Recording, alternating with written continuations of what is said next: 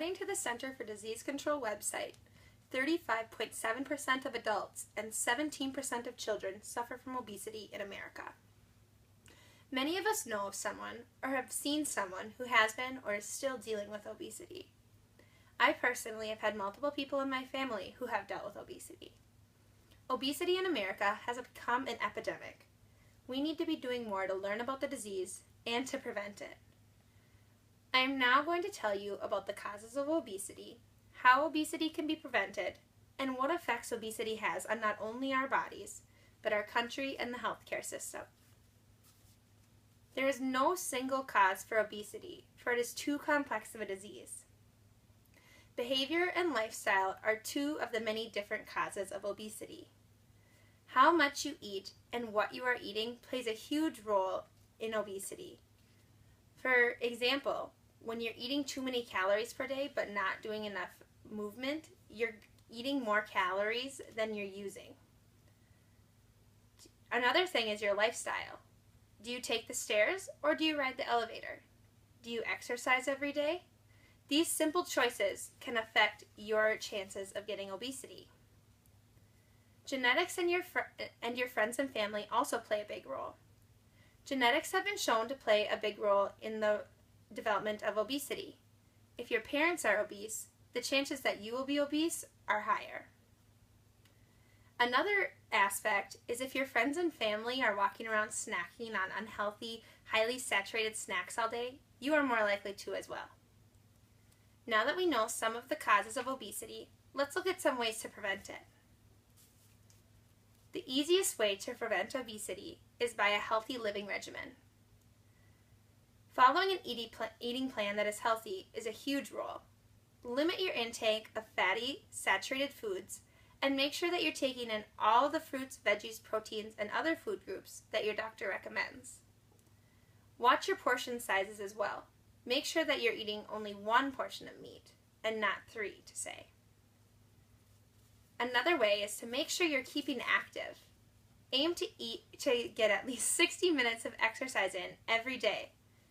Instead of just sitting on the couch watching TV, run in place or sit on a balance ball. Better yet, turn it off and get outside.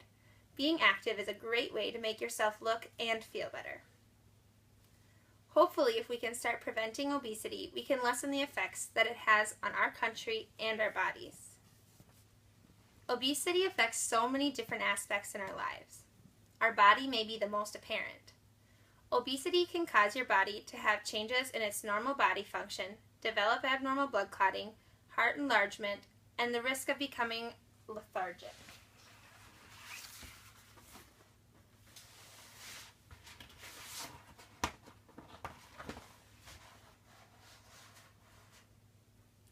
Obesity can also increase your risk for diseases such as type 2 diabetes, hypertension, and coronary artery disease.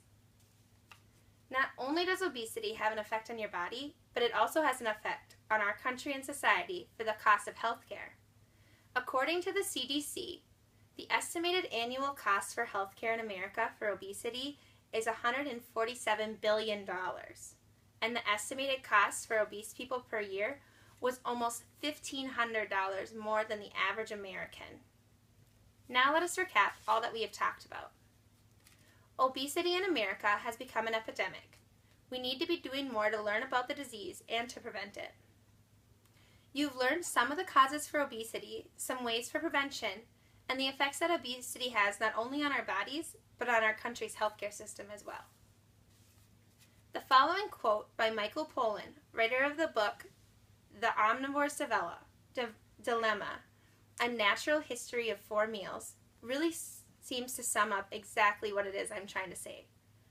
Pollan says, according to the Surgeon General, obesity today is officially an epidemic.